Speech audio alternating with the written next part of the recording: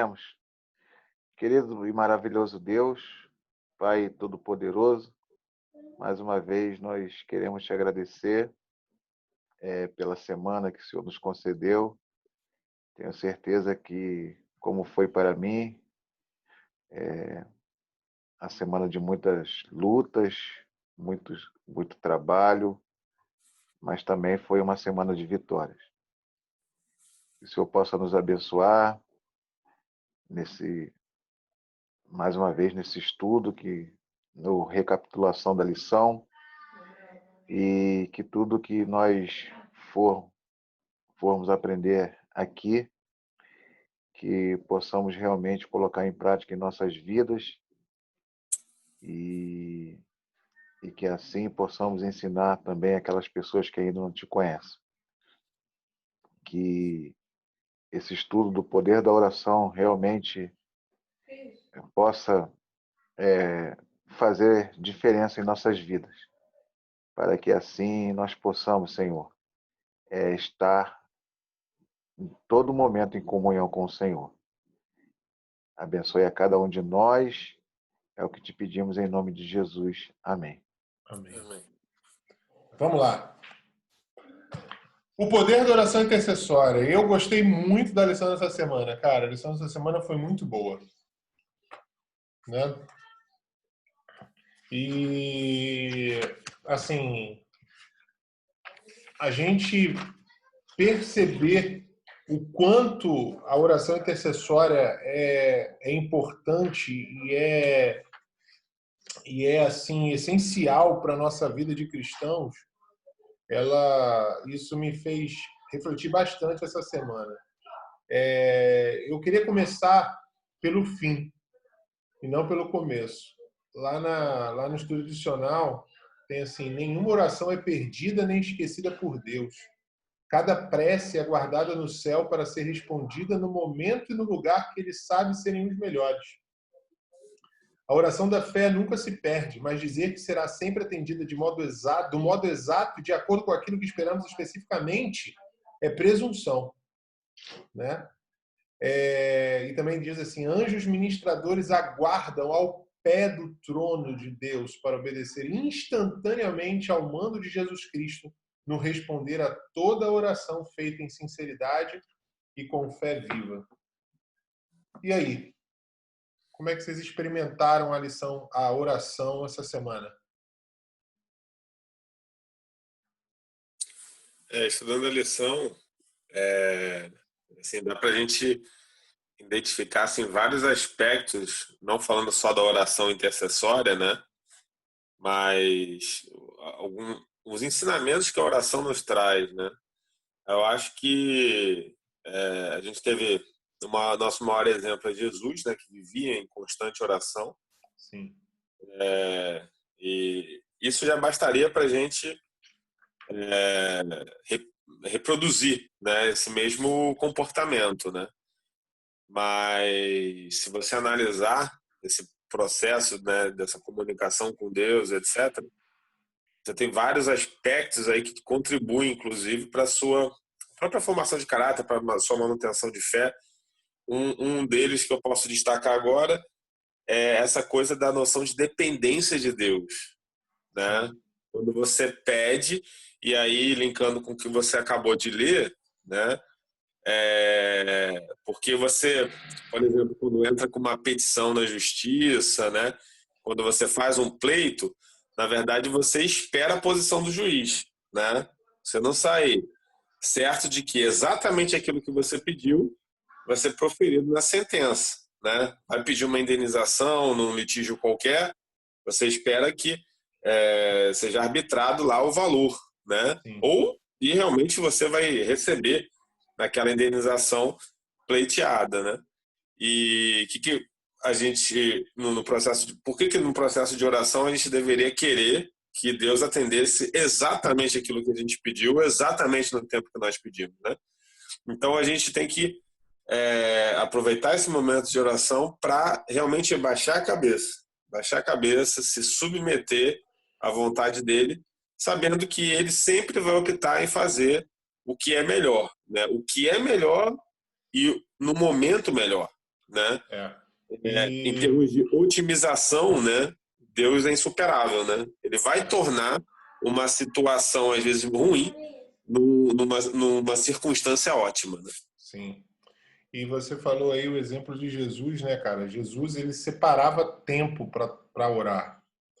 Ele tinha a hora certa, o lugar certo, né? Ele tinha a hora e o lugar certo de oração. Ele separou o momento do dia dele. Foi na madrugada, um momento em silêncio, né? E por várias vezes a Bíblia relata que Jesus orava em voz alta, né? E é engraçado que é verdade, né? Quando a gente ora em voz alta, a nossa oração fica mais focada. E é engraçado que quando eu entrei na igreja, o que o Mark Philly cita nessa lição é verdade, né? Algumas pessoas aconselhavam, ora em silêncio, que o Satanás não escuta a sua oração assim, né? Mas e daí que Satanás escute a minha oração, se eu tenho Deus Todo-Poderoso do meu lado, né? E quando eu oro em silêncio, quando eu oro só em pensamento, cara, a minha mente divaga. Várias e várias e várias vezes, todos os dias eu me pego orando e daqui a pouco eu estou pensando em outra coisa, né? Isso vale até para a leitura também da Bíblia, é a mesma coisa. Estou lendo, daqui a pouco, rapaz, tem que voltar o capítulo inteiro porque eu li e não enxerguei nada do que eu estava lendo. Isso está Então, acontecendo muito comigo, hein? cara, pois é. Então, assim, a nossa oração, nós precisamos ter momentos de oração, né? Separar o momento, não é aquela oração corrida de sair de casa ou do almoço. Não, é momentos de qualidade de oração. Você parar uma hora do seu dia ali e falar, não, agora é a hora de orar. Eu preciso conversar com Deus. Eu preciso abrir meu coração a Ele, como diz a Sarah White, como a um amigo. Né? Falar das minhas angústias, das minhas frustrações, das minhas decepções, das minhas alegrias, das minhas conquistas. Mas Deus sabe de tudo. Sabe, verdade. Mas Ele quer que você converse com Ele para você criar um vínculo de intimidade. E era isso que Jesus fazia. E Ele não orava em qualquer lugar. Ele orava num lugar silencioso. Ele orava num lugar onde ele sabia que não ia ser interrompido, né? E assim, com pandemia ou sem pandemia, o melhor horário para essas coisas continua sendo de madrugada, pelo menos para mim. De madrugada, que eu digo, não é 2, 3 horas da manhã, não. É acordar mais cedo, acordar às 5 para estar ali com Deus, porque eu sei que as minhas filhas acordam a partir das 6. Então, assim, se eu não fizer isso entre 5 e 6 horas, depois vai ficar mais difícil. Então, é um momento para a gente estar ali. E, às vezes, Jesus convidava amigos para orar, né? Então, onde estiver um ou dois reunidos em meu nome, valia para o próprio Cristo. Porque no momento que ele mais precisou, tudo bem que os caras dormiram, mas ele chamou lá Pedro, Tiago e João, que eram os mais próximos a ele, né? Eles podiam não estar na mesma sintonia de Cristo, mas... E quando foi no Monte da Transfiguração, mesma coisa. Pedro, Tiago e João estavam lá também, entendeu? Então, assim, com isso ele nos dá uma lição sobre a oração. Primeiro, precisamos ter um horário de oração. Segundo, precisamos ter um local de oração. Terceiro, precisamos ter amigos de oração. E quarto, o ideal é que a gente ore em voz alta para que a gente foque nossa mente nessa oração, né? Alguém quer falar alguma coisa? Eu acho assim, na verdade, eu vejo espaço para os dois tipos, tá, Luciano? Como falei, está acontecendo muito comigo esse negócio de devagar, especialmente algumas leituras assim também. Realmente vai, porque a gente está com muita coisa na cabeça, a gente está confinado, né? A gente, na verdade, para se desestressar, tá mais complicado, né? Nessa dinâmica. Então, isso faz com que a gente divague mais. Mas eu acho que assim, tem oração que você pode fazer mais realmente no particular, né? Especialmente quando você revela muito das suas fraquezas, né? Etc., das suas tentações, etc. Mas outras não, outras realmente dá para você falar alto, sim, né? E aí consegue ficar mais focado. Acho que tem espaço para as duas coisas. Sim, sim, com certeza. Não, sem dúvida nenhuma tem espaço para oração silenciosa também. No momento que você está na rua, por exemplo, no momento que você está fazendo alguma coisa, você está ali conversando com Deus. Eu já orei nos lugares mais inusitados, assim, né? Porque é um momento, Deus está comigo o tempo inteiro, né? Então, assim, eu preciso ter isso em mente e para poder estar sempre ali conversando com Ele, estando em contato com Ele, né?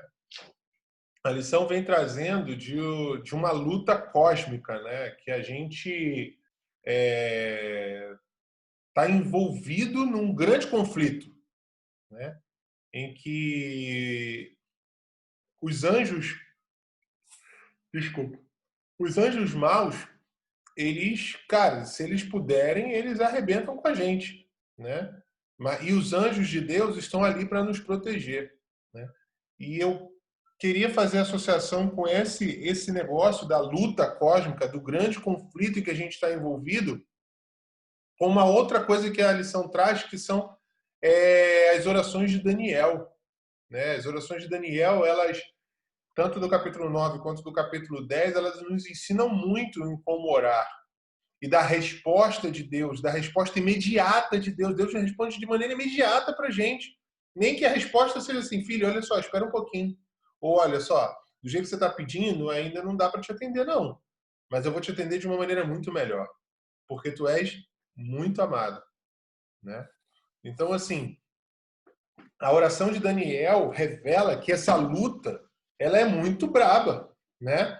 Presta atenção. Daniel estava orando e o anjo mais poderoso do céu estava ali lutando contra as entidades do mal ali e lutou durante 21 dias para que o povo conseguisse ser de fato liberto por Ciro. Isso enquanto Daniel estava em jejum e oração, intercedendo pelo povo. Daniel é um grande exemplo de intercessor. É claro que Jesus é nosso exemplo maior, mas Daniel é um grande exemplo de intercessor. Daniel intercede ali no tempo de Belsazar, no tempo da Babilônia, pelo povo, e depois Daniel intercede também ali já no tempo de Ciro, pelo povo, né? Então, e a luta por trás da cortina espiritual era gigante, era gigantesca, a ponto de Gabriel falar assim, Gabriel pediu arrego. Gabriel falou assim, olha só, Senhor, por favor, vem aqui, veste a armadura de Miguel e vem aqui, porque não está dando para mim, não. Entendeu? Uhum. E assim, eu falei uma vez isso para Alba. Eu não sei como a oração funciona. Eu só sei que funciona. Então, assim, eu não sei como ela funciona. De fato, eu não sei o porquê que quando eu oro, Deus, ele se habilita. Quando eu oro por alguém, né? Deus, ele se habilita a executar algum tipo de ação sobre a vida dessa pessoa, né? Por que que isso depende da minha oração? Eu não sei por quê. Eu só sei que funciona. Mas, Luciano, tem alguma lógica aí, eu vejo uma lógica nessa questão da oração intercessória, né? Que responde um pouco desse porquê, né?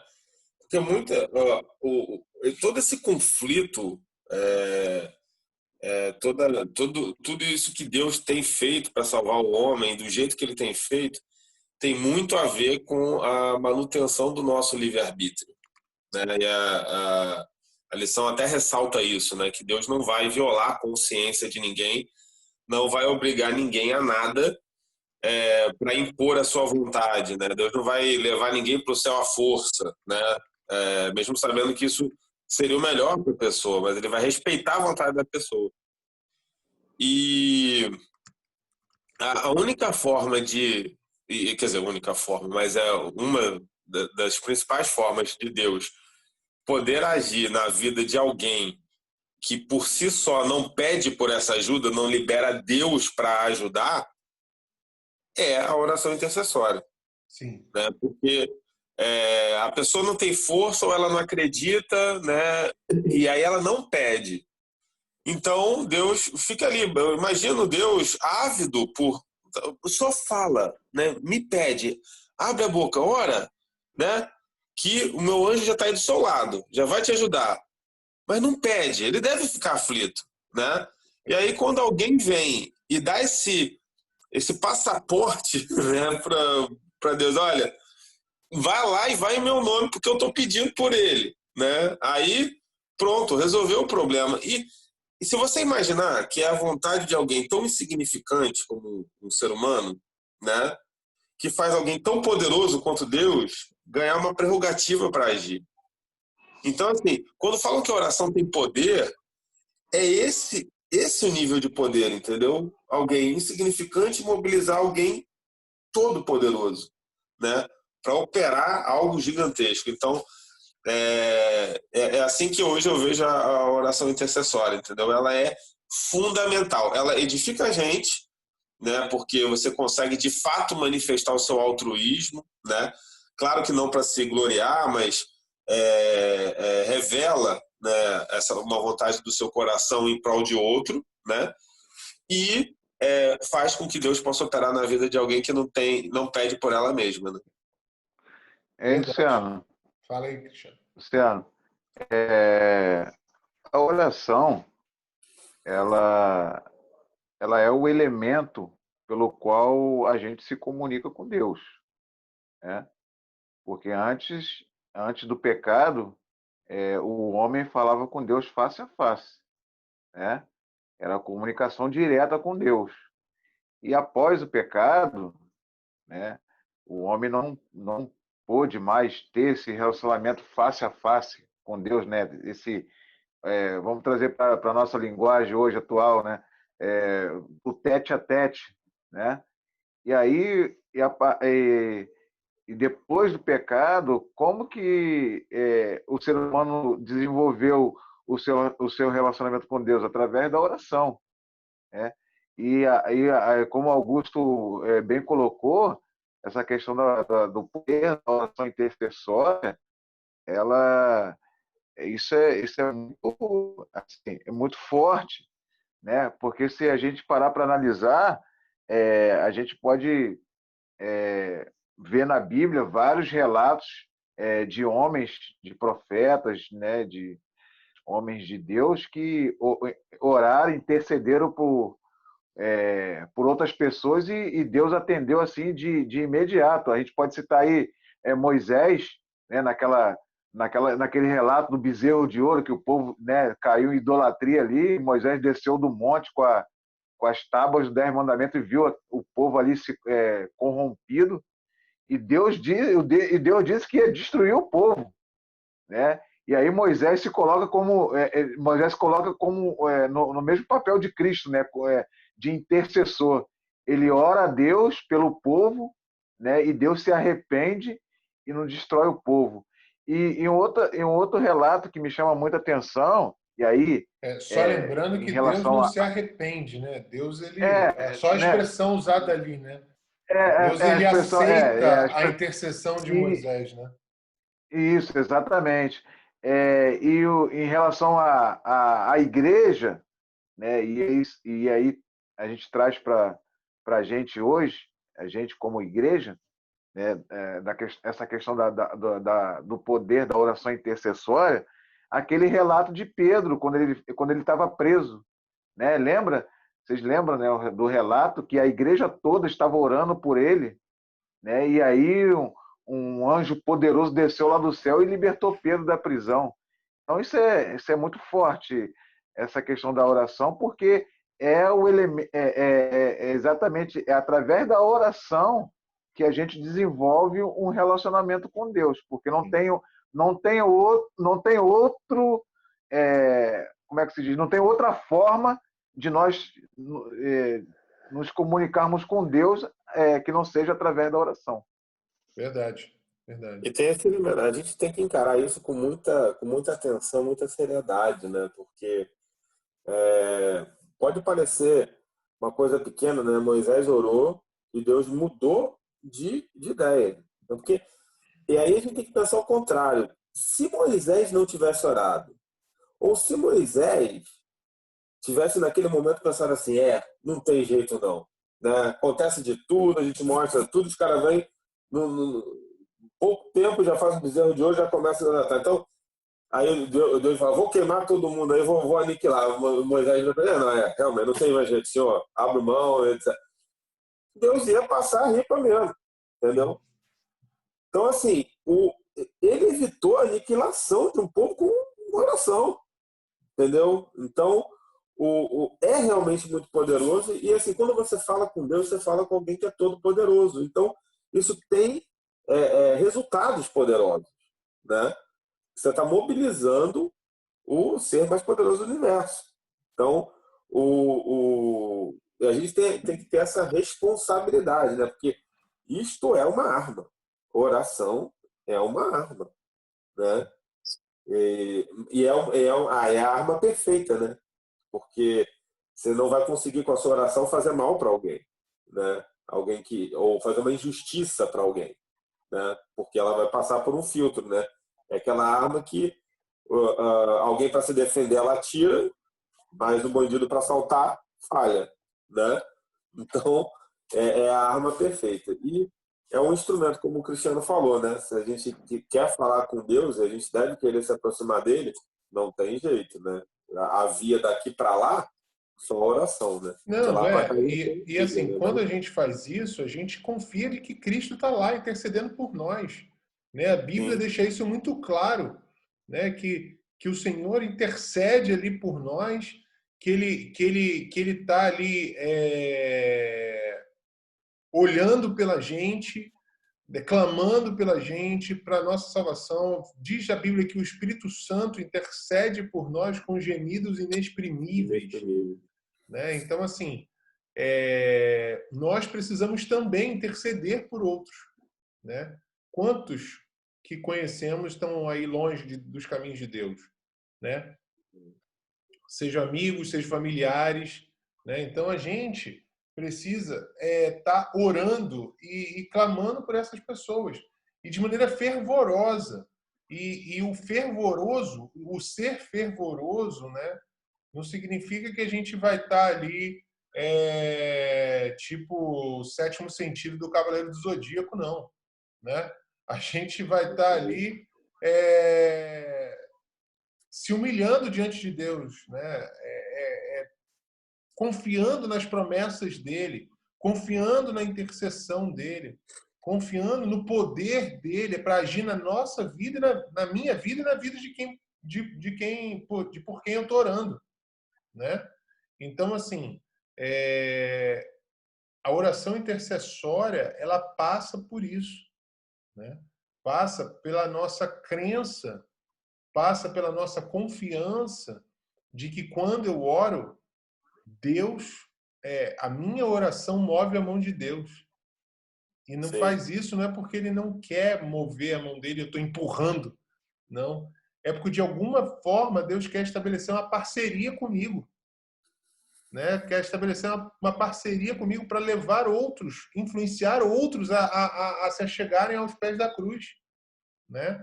Talvez, quando eu interceda, uma das formas que Deus age é me dando, de alguma maneira, o poder do Espírito para influenciar essas pessoas por quem eu estou orando. Né? Verdade. E, Luciano, é interessante, né, essa questão do poder da oração intercessória, e todos aí citaram, né, Jesus como o nosso grande exemplo, ele é realmente o nosso maior exemplo, o nosso modelo, né, em tudo, a questão da comunhão, né, da dependência de Deus, porque, como Augusto falou, Augusto na primeira fala, eu observei que ele falou da questão da dependência de Deus, porque quando a gente ora, quando a gente vai para a presença de Deus em oração, nós estamos reconhecendo que nós somos pequenos, que nós não somos nada, não somos nada, e que nós somos completamente dependentes de Deus.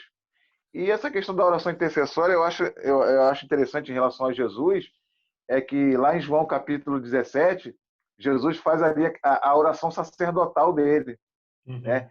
Interessante que a oração sacerdotal de Jesus para os discípulos não era somente para os discípulos dele ali, naquele momento, os 12, né? Ele estava orando por... Há 2000 anos atrás, ele estava orando por mim, pelo Luciano, pelo Augusto, pela Melinha, pelo Gabriel, e para que, através dele, nós pudéssemos conhecer o Deus verdadeiro. Então, olha só que fantástico. Sim. Jesus, há 2000 anos atrás, ele orou por mim, ele orou por você, Luciano, ele orou por você, Augusto, orou por você, Melinha, Gabriel, e por todos nós que vivemos hoje, 2000 anos depois daquela oração que ele fez, a sua oração sacerdotal lá. Não, verdade, verdade. Na verdade, Jesus conseguia enxergar com amplitude, né, a repercussão da oração dele, né?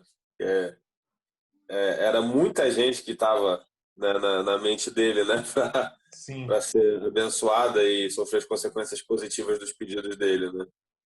Então, e essa atitude, né, de dependência, subserviência, né, que a gente tem que ter, ela traz como consequência também, assim, junto com a nossa fé, essa certeza, né? Assim, muitas vezes a gente ora, né, tanto por um pedido nosso, particular, pessoal, né, ou em favor de alguém, e não enxerga nenhuma mudança, né, na rota que a gente imaginava. Mas aí a nossa fé, né, aliada a essa submissão, tem que levar a gente para a seguinte lógica: eu orei, Deus não interveio, mas eu posso ter uma certeza, ele ouviu. Outra, ele considerou, né? Se não fez nada até agora, é porque é o melhor, né? Sim. Então, vou ter fé que no momento certo ele vai atender o meu pedido, né? Porque ele enxerga o jogo inteiro, o tabuleiro inteiro, todos os movimentos, para frente, para trás, né? Então, não posso eu me colocar numa posição de falar: como é que Deus não faz um negócio desse? Né? Eu não vejo nada.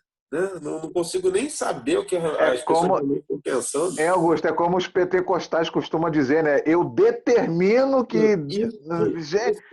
Quem somos nós para determinar alguma coisa? Quem determina é Deus. Com todo respeito, não sei se vai ter, de repente, algum irmão pentecostal que vai assistir esse vídeo depois, né? Gostaríamos bastante, inclusive, né? Os nossos vídeos são para todos, mas isso é uma coisa que me incomoda, entendeu? Você não pode determinar nada para Deus. Deus é que determina coisas na sua vida. Com certeza. Entendeu? Vai chegar lá no juiz e falar: juiz, faça a sentença tal para mim, dê aqui, eu tenho direito, eu determino que você faça isso. Vai sair preso. Entendeu? Então, assim, vai sair preso até, né? Esquisito. Mas, então, assim, Deus já é magnânimo de não te fulminar pela petulância, entendeu? Mas, então, assim, a gente tem que entender, a oração é uma representação dessa nossa submissão. Não vamos deturpá-la tentando determinar que Deus faça a coisa, não. Tem que prevalecer a vontade dele, mesmo que ela seja exatamente o contrário do que a gente pediu. Não, sem dúvida, sem dúvida. E uma das coisas que a gente viu nessa lição também é a parte que diz das orações intercessórias de Paulo, né?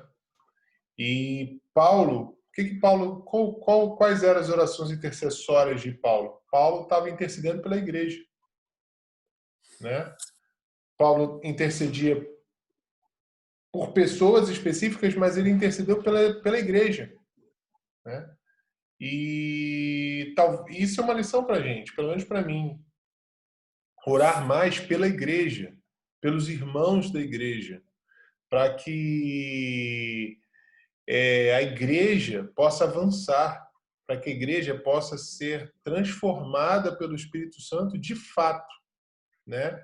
Não somente na teoria, né? Mas possa ser transformada de fato, né? Possa ser moldada pelo Espírito de Deus de fato.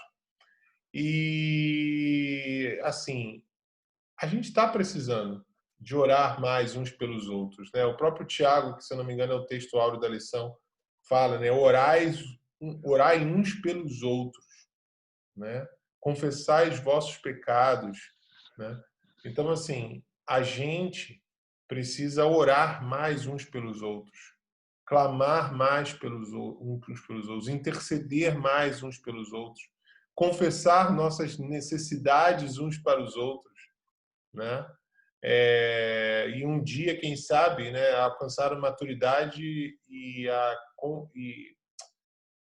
humildade de confessar os nossos pecados também, se for não para todo mundo, né, mas assim para aqueles mais próximos, falar, olha, eu errei aqui, me ajuda, ora comigo, ora por mim, né? Enfim, isso faz parte do nosso crescimento espiritual, faz parte da nossa santificação, né? Os nossos atos aqui têm influências tão grandes, mas que a gente não tem nem noção delas, né? O quanto a minha ação hoje pode influenciar a vida do Sérgio aí, ou a vida do Cristiano, a vida do Gabriel.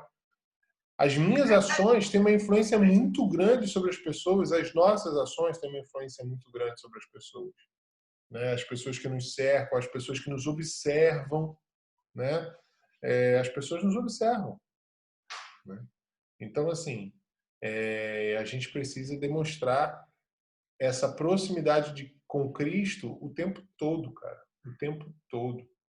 E para isso a gente precisa ter uma vida de oração, uma vida com foco na oração, uma vida de oração fervorosa, né? Uma vida de oração assim que tenha consciência da nossa primeira necessidade, segundo da nossa pequenez, né? E terceiro do fato de, como o Augusto falou, de Deus ser o Todo-Poderoso e ainda assim atender as nossas orações, né? E ainda assim atender as nossas orações. Já indo para o final, tem a parte aqui na lição e isso é uma coisa que eu queria ressaltar novamente, falei no início, mas vou falar aqui de novo. Eu não sei quanto a vocês, eu acho que todos aqui já ouviram isso, né? Quando diz que para a gente orar em silêncio que é melhor, porque Satanás não ouve nossa oração, porque ele não lê pensamento da gente, né? Cara, primeiro ponto. Se você vai num psicólogo experiente, você não precisa abrir a boca para ele saber o que você tem de problema. Correto? Você não precisa contar a história da sua vida. Só em bater o olho em você, ele já sabe mais ou menos o que você tem. Satanás é um psicólogo aí com alguns milhares de anos de experiência, né? Então, assim, ele não precisa ouvir a sua oração, para saber qual é o seu problema, qual é a sua maior tentação, quais são as suas angústias, até porque muitas delas é ele que provoca. Então, assim, cara, na boa, não precisa, isso não tem a menor necessidade e não tem a menor validade. Agora, não por isso, né? A gente falou no início, né? Orar em silêncio é importante, sim.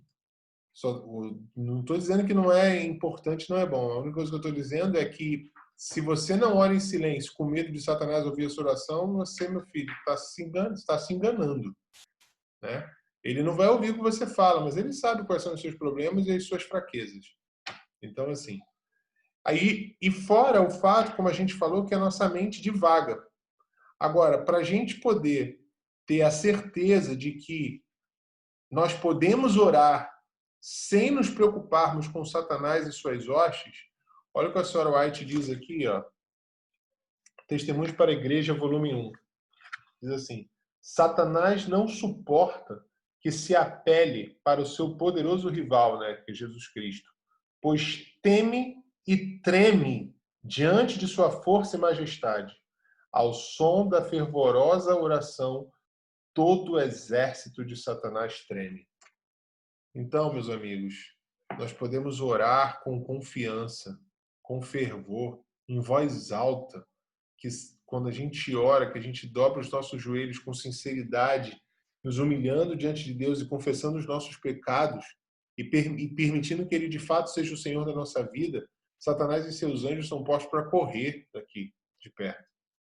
Então ele não vai ouvir porque não estou falando, está na minha cabeça. Ele não vai ouvir porque ele vai estar muito longe daqui para ouvir, entendeu? Então assim, enfim, eu acho que Deus possa nos abençoar e que Deus possa nos ajudar a de fato ter uma vida de oração, uma vida de comunhão assim íntima com Deus, sabe? Já falei isso aqui algumas vezes. A nossa maior necessidade é do Espírito Santo na nossa vida. E para nós obtermos isso só com uma vida de oração. Isso não, né? Para nós obtermos a companhia dele, o poder dele, do Deus Espírito Santo, cara, só com uma vida de oração. Não adianta a gente achar que sem uma vida de íntima comunhão com Deus, uma vida em que eu tenha momentos dedicados só para orar, só para conversar com Ele, para botar meu joelho no chão, ou me assentar num lugar assim mais tranquilo, mais calmo, onde não vai haver interrupção. Cara, se eu não fizer isso, dificilmente eu vou permanecer na presença do Espírito Santo, né? Então, que Deus possa nos guiar, que Deus possa nos conduzir, que Deus possa nos dar, de fato, uma vida de oração e que Ele nos ajude a tomarmos para nós o ministério, e isso é um ministério que Ele colocou na mão de cada um de nós. Isso é um ministério que todos temos, uma missão que todos devemos cumprir, orar uns pelos outros. Quando nós oramos uns pelos outros, a gente não pode se esquecer disso. A nossa oração move a mão de Deus. A nossa oração se une. Eu não diria nem se move a mão de Deus porque dá a impressão que eu estou empurrando a mão de Deus e Ele não queria fazer e eu estou empurrando. Não. As nossas mãos se unem às mãos de Deus em prol da salvação de outras pessoas, né? Então, que Deus possa nos abençoar, nos dirigir. Amém. Alguém tem mais algum comentário? Gabriel ficou quieto demais. Mas que dizer, né? É a arma que remove todos. Uma coisa que eu posso imaginar que é uma forma, assim, como eu penso de oração, Deus sabe o que é cada um. Ele sabe o que as outras pessoas precisam. E muitas vezes a pessoa nem tem que depender, nem está pensando em Deus porque ele está tão longe. Deus sabe que ele está longe e ele está precisando de ajuda. Verdade. Mas quantas pessoas até hoje já falaram assim, ó, eu voltei, estou na igreja hoje, graças a minha mãe que estava orando por mim sempre. Por quê? Porque por ele já estava perdidão. Só que a oração intercessória da mãe ficou ali insistindo por Deus e até insistindo. E às vezes, a finalzinho da lição de 13, ele fala que às vezes tem situações que não dá solução. Sim. E essa mãe vai saber, esse pai vai saber o quê? Por enquanto, na eternidade vai saber, olha, fiz o possível, mas só que tem o livre-arbítrio para ele também. Mas aquilo que você pediu, eu ouvi, fiz. Só que ele também tinha que decidir. Ele tem que ter o coração aberto para abrir, para ceder e fazer. Então, a gente só vai, alguma situação, a lição Ellen White fala que só a eternidade que vai mostrar. Agora, alguns a gente vê ainda em vida, pode ver aqui com o nosso tempo.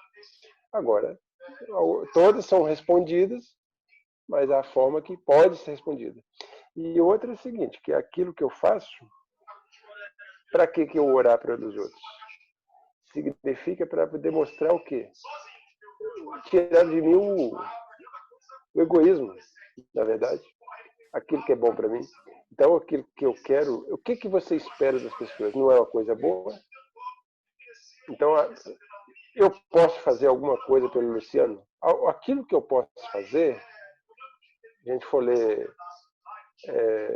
os livros anuais de ajuda, de bem-estar social, essas coisas. Ele vai mostrar aquilo que eu posso fazer, eu vou fazer. Vou ajudar as docas, vou ajudar alimentos, vou ajudar. Isso eu posso fazer. Agora, tem situações que eu não consigo fazer, mas eu posso agir, como se diz, eu posso usar o quê? Pedir a Deus. Então, o meu papel não é de fazer, porque eu sou impossível transformar o coração de uma pessoa. Mas o que eu posso? Pedir a Deus que o Espírito Santo toque no coração dele. Então, esse é o meu papel. Então, a minha parte cabe a mim, pedir. Sim. Quer dizer o quê? Eu vou resolver alguma coisa? Não vou resolver nada. Eu sou falho, sou humano. Mas o que eu vou fazer? Eu vou mostrar a Deus que eu me importo com essa pessoa. Eu amo essa pessoa. Eu me importo e ela é importante para mim, assim como ela é importante para Deus. E aí Deus vai mexer o mundo para ver que ela fazer as forças angelicais para que isso possa acontecer. Amém. Amém. Mais algum comentário? Então, que Deus nos ajude. Cristiano, quer falar? Não, é só para mais um comentário. Eu não sei quantos tiveram a oportunidade de ler a meditação do pôr do sol de hoje.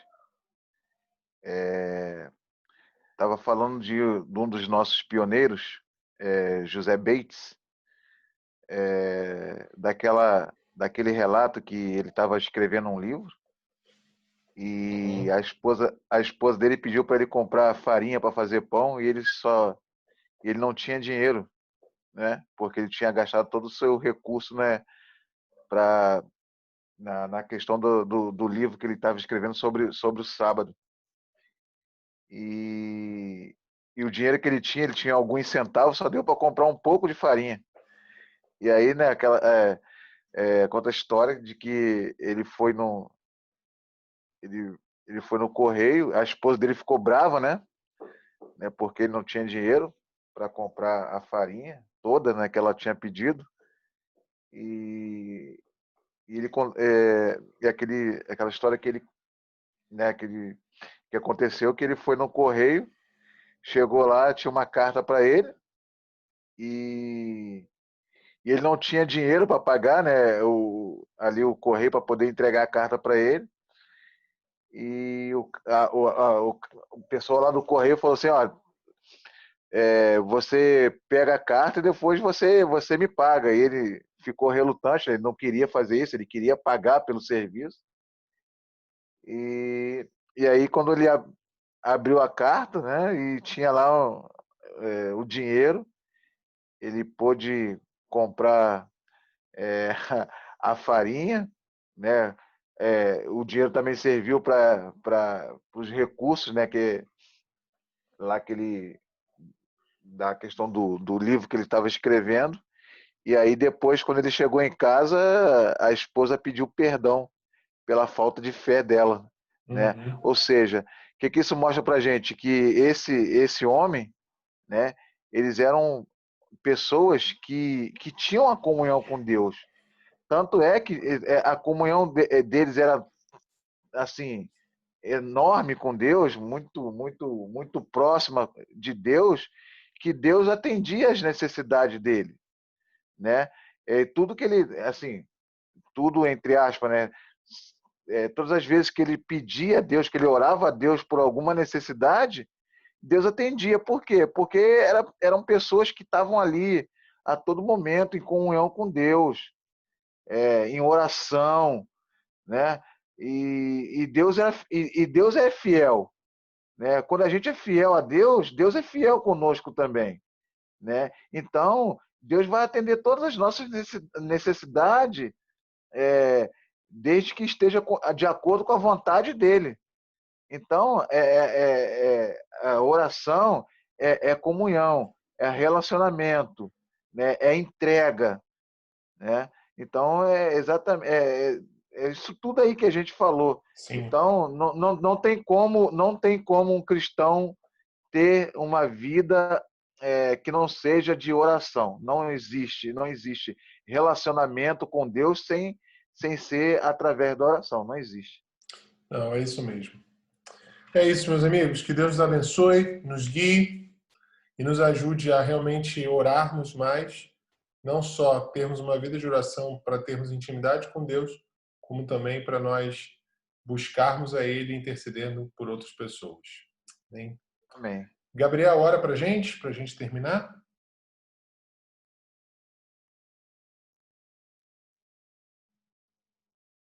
Eu? Isso.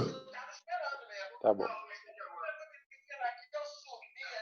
Querido bom Deus e Pai, que habita nos altos céus, obrigado, Senhor, por tudo de bom que fizeste por nós durante essa semana.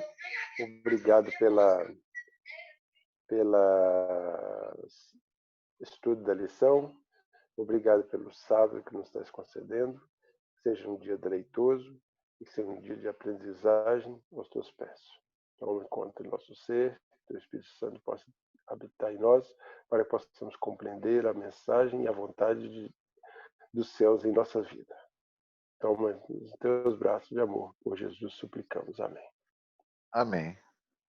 Amém.